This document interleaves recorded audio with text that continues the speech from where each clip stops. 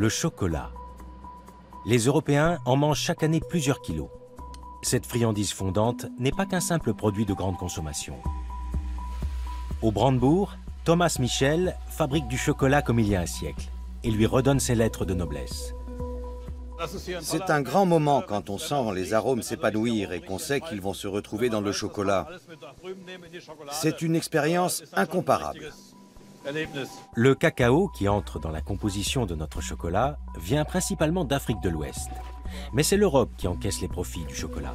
Cela n'est pas du goût de Hendrik Reimers, déterminé à révolutionner le marché et produire du chocolat directement en Afrique. Quand j'ai soulevé l'idée, tout le monde m'a dit « Tu es fou, laisse tomber, tu vas te planter ». Si c'était possible, les grands acteurs de l'industrie l'auraient déjà fait. Mais Hendrik ne se laisse pas décourager et se lance dans la fabrication de chocolat véritablement équitable en Afrique même.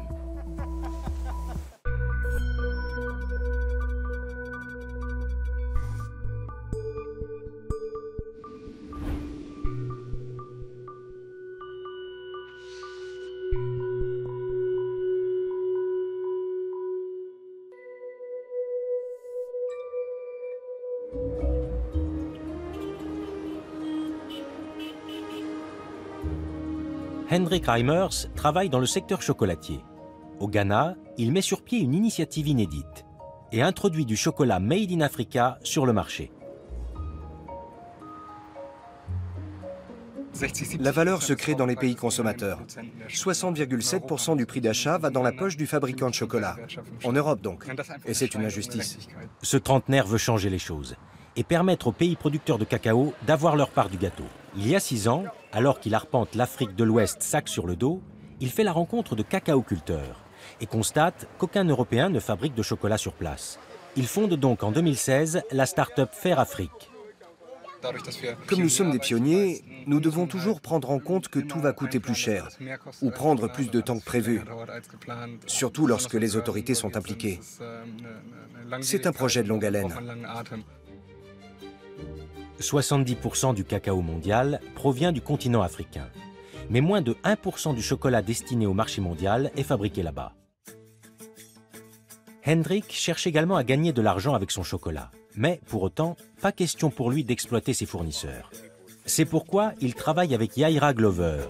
Ce Ghanéen a longtemps vécu en Suisse et connaît bien le marché européen du chocolat. Il apprend aux producteurs de sa coopérative à cultiver bio. Une technique qui permet de doubler le rendement, d'augmenter les prix et de protéger l'environnement et les travailleurs, tout en leur garantissant une juste rémunération. Notre système de production est équitable. Cela signifie qu'il respecte l'environnement et la santé des cacaoculteurs et que ces derniers reçoivent une prime pour pouvoir envoyer leurs enfants à l'école.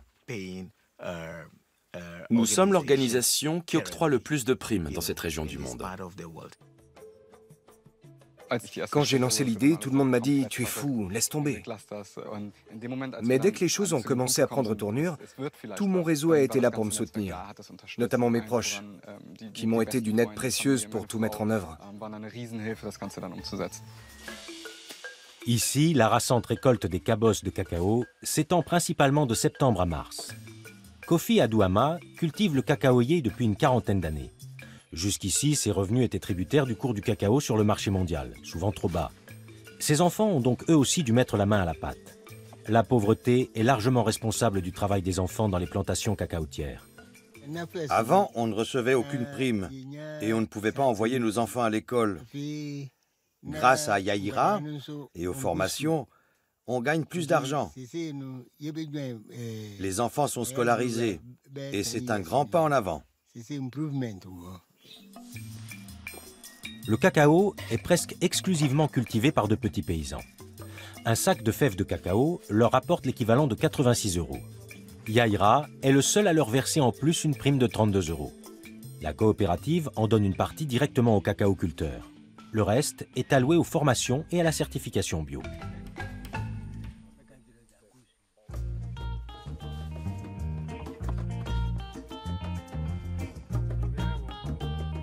Les cacaoculteurs procèdent à l'écabossage. Ils extraient des fèves et les laissent recouvertes de feuilles de bananier durant 6 jours pour les faire fermenter et les débarrasser de la pulpe qui les enrobe. C'est au cours de ce processus que les fèves prennent leur couleur brune et que s'exhalent pleinement les arômes si caractéristiques du chocolat. Ce n'est pas sans fierté que Kofi nous présente le résultat. Les fèves doivent ensuite être séchées 1 à 2 semaines supplémentaires. Elles ont maintenant la couleur brune du chocolat. Tu vois? Quand elles craquent, c'est bon, on peut les vendre.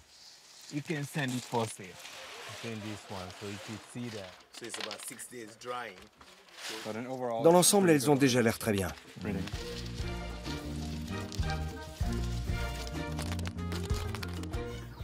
Après un long processus, les fèves sont sèches et je vais toucher mon argent. Je suis très content. Depuis que les cacaoculteurs sont mieux rémunérés, leurs enfants n'ont plus besoin de travailler et ils peuvent aller à l'école. C'est le cas des petits-enfants de Kofi.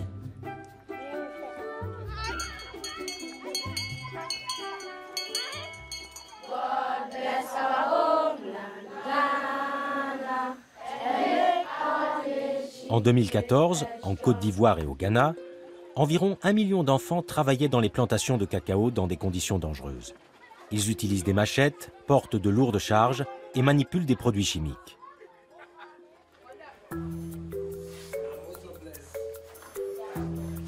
John Offey est l'un des petits-enfants de Kofi. Depuis que son grand-père gagne mieux sa vie, il peut aller à l'école. Il veut poursuivre sa scolarité après le primaire et peut-être même aller à l'université. J'aime aller à l'école et apprendre plein de choses. Comme ça, plus tard, on ne pourra pas me rouler si facilement. Les cacaoculteurs font de leur mieux. Mais la plupart d'entre eux sont inexpérimentés et pauvres. Ils ont besoin d'un soutien financier. Les nouveaux programmes d'aide vont permettre à leurs enfants d'avoir accès à l'éducation et de devenir ce qu'ils veulent plus tard. C'est la pause de midi pour Kofi. Grâce à l'initiative de Hendrik Reimers et aux primes, sa grande famille mange aujourd'hui à sa faim. Elle a même pu s'offrir une nouvelle case, qui dispose de 2 chambres à coucher supplémentaires.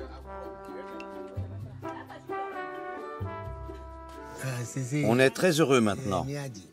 Le projet de plantation biologique nous a beaucoup aidés. On reçoit de bonnes primes. On n'a plus qu'un rêve, pouvoir construire une dernière chambre pour que mes enfants aient leur propre espace où dormir tranquillement. L'amélioration des conditions de vie est toute récente. Depuis l'époque coloniale, l'Afrique de l'Ouest est exploitée et oppressée pour répondre à la demande mondiale en chocolat. En Europe, le chocolat était alors un produit de luxe. Même pour la génération allemande d'après-guerre, il restait le doux rêve par excellence. Mais depuis, il s'est peu à peu démocratisé. Aujourd'hui encore, l'exploitation et le travail des enfants sont monnaie courante dans les pays producteurs de cacao. Certains commencent à travailler dans les plantations dès l'âge de 5 ans et se retrouvent exposés aux pesticides, aux insecticides et aux morsures de serpents. Que le cacao soit équitable ou non, chaque année, le secteur chocolatier se retrouve à Cologne pour l'ISCM, la Foire internationale des confiseries. Evelyn Ban participe à la campagne Make Chocolate Fair, rendons le chocolat équitable, qui milite pour l'amélioration des conditions de vie des cacaoculteurs et de leurs familles. Elle fait partie du Forum allemand du cacao durable et se retrouve régulièrement autour d'une table avec des membres du gouvernement allemand, de l'industrie, du commerce et d'ONG. Elle découvre les dernières stratégies du secteur. Je suis toujours impressionnée par la créativité des chocolatiers et la diversité de leurs chocolats. Si cette industrie se montrait aussi inspirée pour développer des stratégies visant à sortir les cacaoculteurs de la misère, ce serait déjà un grand pas en avant. Car c'est encore et toujours en Europe que sont engrangés la majorité des profits. Les fèves des cacaoculteurs sont vendues par des intermédiaires à ceux qui les transforment. Rien qu'en Europe, plus de 12 000 entreprises réalisent avec le cacao un chiffre d'affaires de plus de 60 milliards d'euros. Mais le vent est en train de tourner. Même le leader mondial des fabricants de chocolat, l'entreprise belge Barry Callebaut, a décidé d'améliorer le sort d'1 demi-million de cacaoculteurs à l'horizon 2025. Evelyn Ban reste sceptique. J'ai regardé leur programme. Il n'y a rien d'innovant dans leur manière d'y parvenir. Ils parlent à nouveau d'augmenter les rendements, mais au niveau des prix, ils ne veulent rien changer. Evelyn et d'autres activistes poursuivent donc leur combat pour une production de cacao plus équitable. Ils savent à quel point en Afrique, il est difficile de rendre la chaîne de production à la fois équitable et exempte de travail infantile, deux conditions pourtant parfaitement réalisables l'une et l'autre.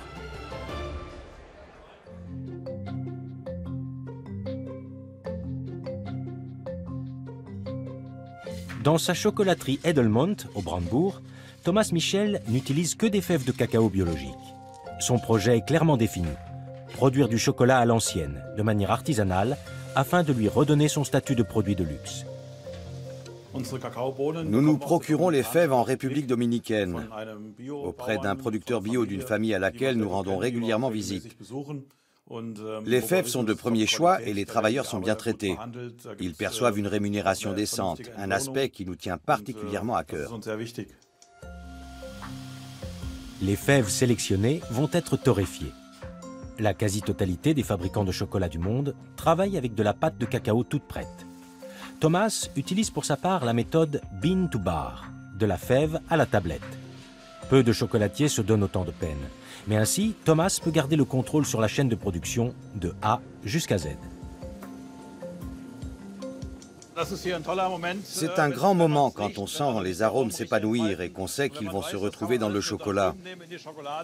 C'est une expérience incomparable. Les fèves torréfiées sont ensuite concassées et les éclats broyés. La pâte obtenue, liquide en raison de sa teneur en beurre de cacao, est additionnée de sucre, puis malaxée et encore affinée.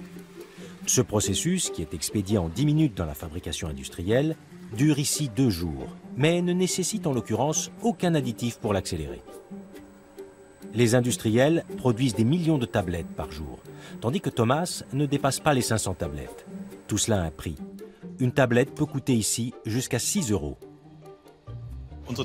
Nous ne ciblons pas uniquement une clientèle argentée prête à mettre le prix pour s'offrir un chocolat d'excellence.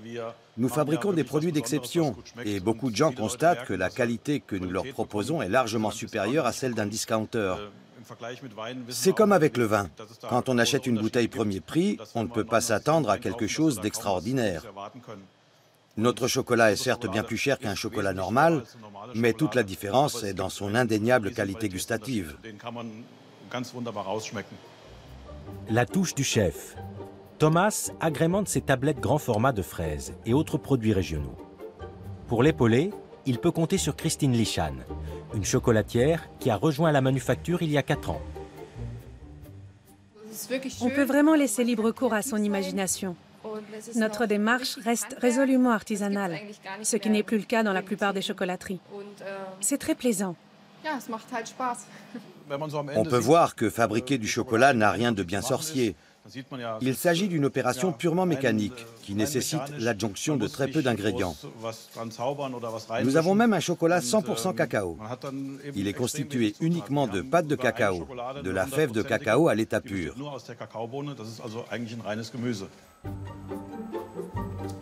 Une fois les tablettes refroidies, elles sont emballées pour être expédiées. Ce chocolat ne se trouve pas en boutique, on peut uniquement l'acheter en ligne.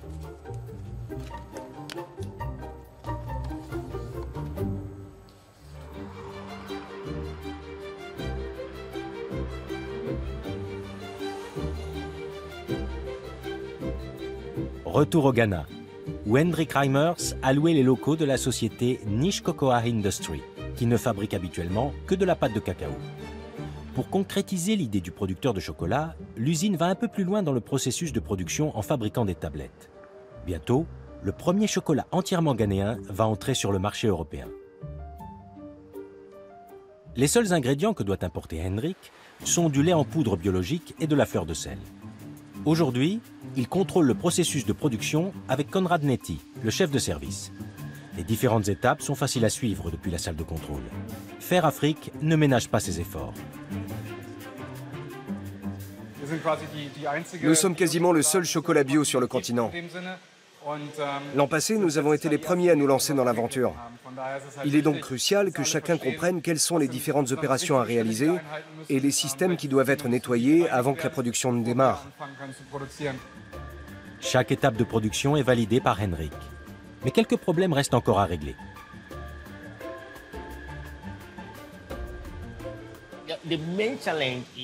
Notre principal défi, ce sont les coupures de courant. Quand elles se produisent, toutes les machines s'arrêtent et on n'a plus qu'à attendre que le courant revienne. Ensuite, on doit tout redémarrer et ça peut directement affecter les produits.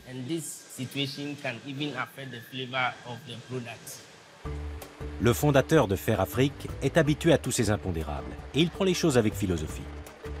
Son travail au Ghana est de plus en plus remarqué, car son chocolat rapporte de l'argent au pays. Sur une tablette habituelle, seuls 6 à 8% du prix restent en Afrique et reviennent aux cultivateurs du cacao brut. Pour une tablette de chocolat Fair Afrique produite au Ghana, c'est 10 fois plus.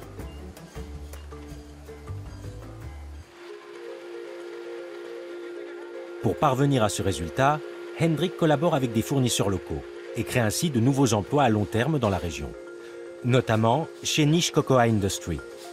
Les travailleurs bénéficient de services de soins et d'une assurance vieillesse. Tout cela ne fait que renforcer la motivation de Hendrik, même si tout ne fonctionne pas toujours comme sur des roulettes.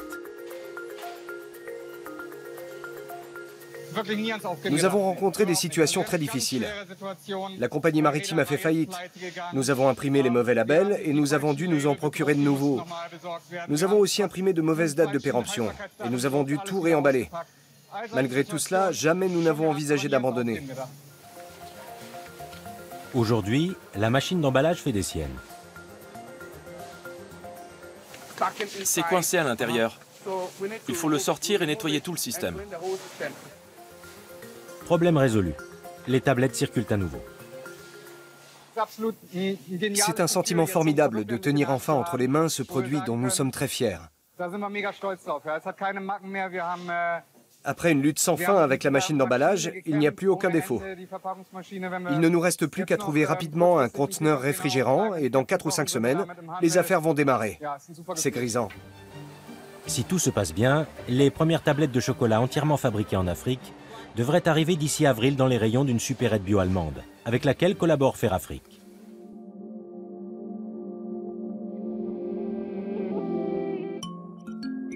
Au Brandebourg, ces vaches produisent un délicieux lait bio. C'est dans cette laiterie de Münchehofe, la Gläserne Molkerei, non loin de chez lui, que Thomas Michel vient acheter son lait en poudre locale. Bonjour. Bonjour, Monsieur Michel. Ravi de vous voir. Vos sacs sont prêts. Dans le chocolat de Thomas, seules les fèves de cacao viennent de loin. Tous les autres ingrédients proviennent des environs. Sa production est donc respectueuse de l'environnement. Pour fabriquer un bon chocolat au lait, il faut du lait en poudre. C'est un ingrédient essentiel et nous le voulons bio. Nous avons la chance d'avoir à proximité cette laiterie qui produit un excellent lait en poudre. Ça ne pouvait pas mieux tomber pour moi. Je n'ai que quelques kilomètres à parcourir en voiture pour me le procurer. Dans sa manufacture, Thomas est dans son élément. À côté des ingrédients de base est entreposée une petite collection d'ingrédients bien particuliers, tels que l'argousier séché.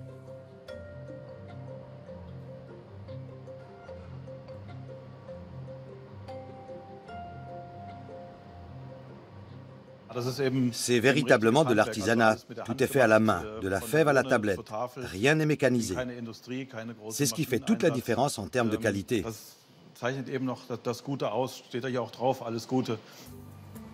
Thomas fourmille d'idées et suit également les tendances alimentaires. Depuis peu, il produit du chocolat vegan, sans aucun additif. Pour ce faire, il est allé chercher des recettes d'il y a 100 ans et s'est conformé aux instructions de l'époque pour construire ses machines. Il est aujourd'hui en mesure de fabriquer du chocolat 100% cacao, sans aucun sucre ajouté. Sa variation brandebourgeoise à l'argousier fait un tabac cette saison auprès des clients. Les Pères Noël et les lapins de Pâques, ce n'est pas trop notre truc. Pour nous, la qualité du chocolat prime sur le côté récréatif et amusant des petits moulages habituels. Voilà donc un chocolat dédié à un pur moment de délectation, produit en petite quantité, à partir de fèves bio et sans aucun additif. Aux Pays-Bas aussi, des alternatives existent. Ici, il est garanti qu'aucun enfant n'a travaillé pour la fabrication du chocolat. L'entreprise à l'origine de cette success story a un nom, Tony's Chocolonely. Chaque semaine, on y fête la progression constante du chiffre d'affaires. La semaine dernière a été très spéciale pour nous. Pour la première fois, nous avons vendu des tablettes dans 5 autres pays.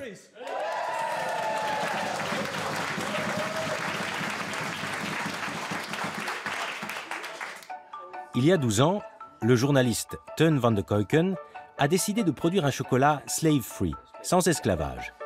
Il a alors fondé la société Tony's Chocolonely. Le concept a connu un tel succès que l'entreprise est devenue leader sur le marché du chocolat aux Pays-Bas.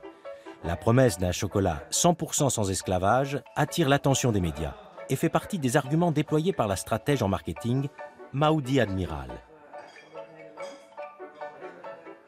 Nous ne menons aucune campagne de pub payante et privilégions la communication par voie de presse.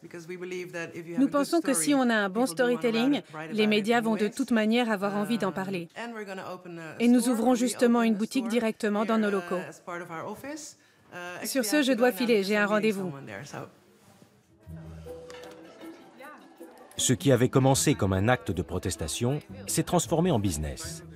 Henk-Jan Beltman est le directeur du marketing et aime se faire appeler Chief Chocolate Officer. Pour l'heure, le chocolat produit équitablement par l'entreprise est uniquement vendu dans les supermarchés des Pays-Bas. Mais il devrait bientôt franchir les frontières.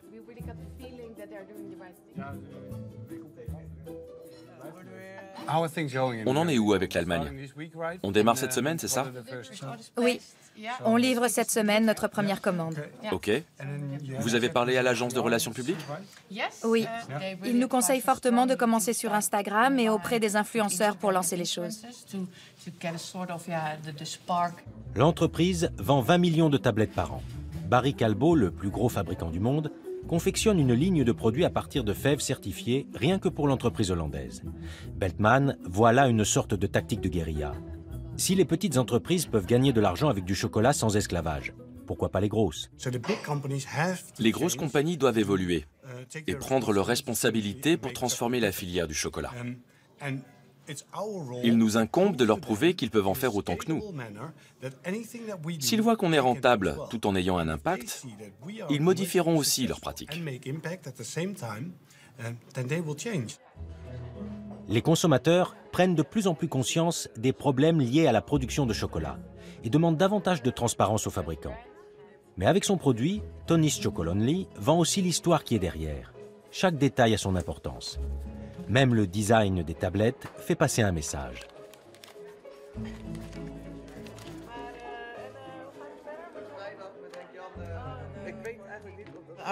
Nos carreaux de chocolat sont irréguliers, à l'image de l'industrie du chocolat, où les bénéfices ne sont pas partagés équitablement. Mais ils sont aussi ludiques, car ils représentent les pays d'Afrique de l'Ouest. Ici, il y a la Côte d'Ivoire, là le Ghana. Le Togo et le Bénin ne font qu'un pour que la noisette entre dans le carreau. Là, c'est le Nigeria et le petit morceau, le Cameroun. Et là, l'Équateur. Travailler avec et non pas contre l'industrie et faire un marketing intelligent. Un concept qui semble faire ses preuves aux Pays-Bas.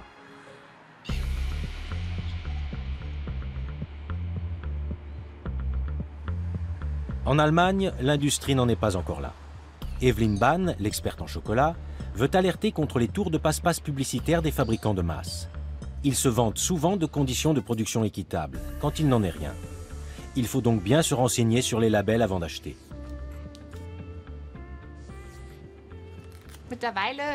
Actuellement, 50% du cacao des tablettes de chocolat allemandes sont certifiés.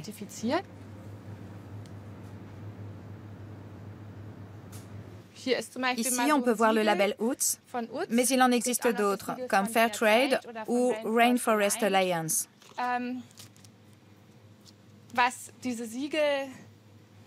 Ces labels ne garantissent cependant pas une rémunération équitable des cultivateurs.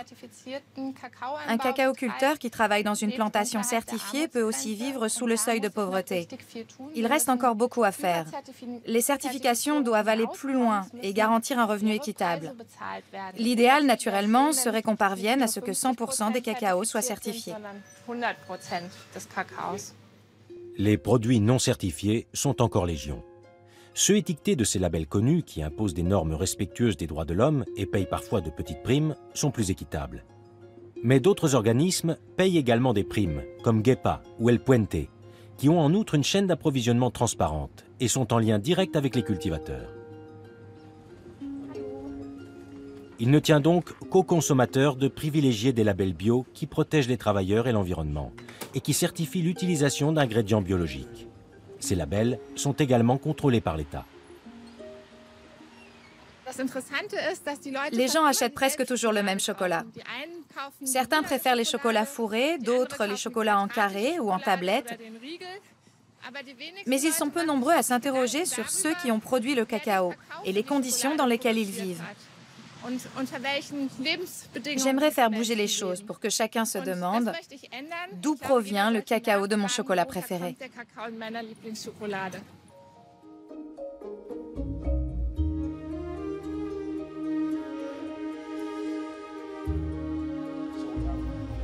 Au Ghana, Hendrik Reimers verse les plus grosses primes et il connaît personnellement les cultivateurs qui lui fournissent des fèves bio.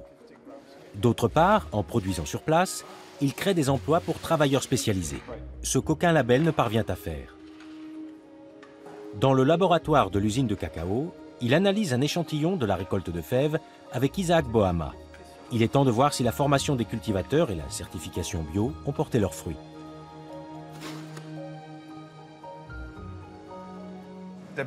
Les fèves ont bien fermenté. On voit qu'elles sont très brunes. Oui, regardez, c'est parfait.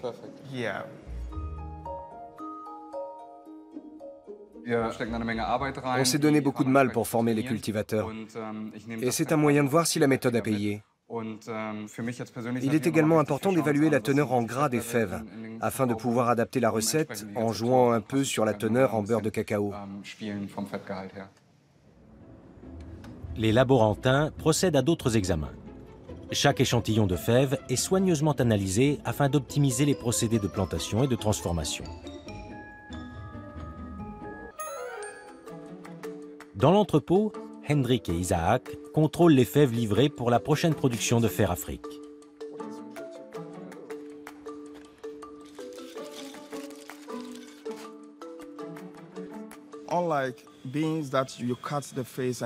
Quand on ouvre les fèves et qu'on découvre une pellicule mauve, cela signifie que la fermentation ne s'est pas déroulée correctement.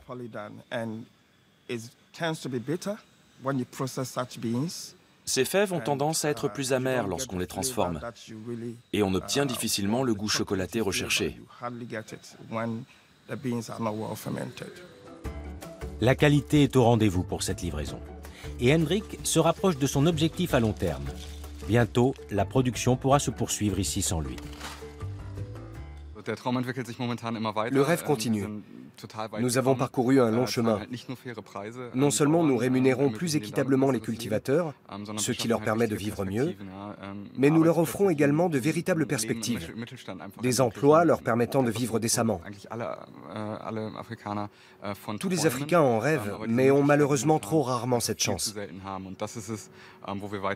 Nous voulons continuer à créer de l'emploi, un jour peut-être même au-delà du secteur du chocolat.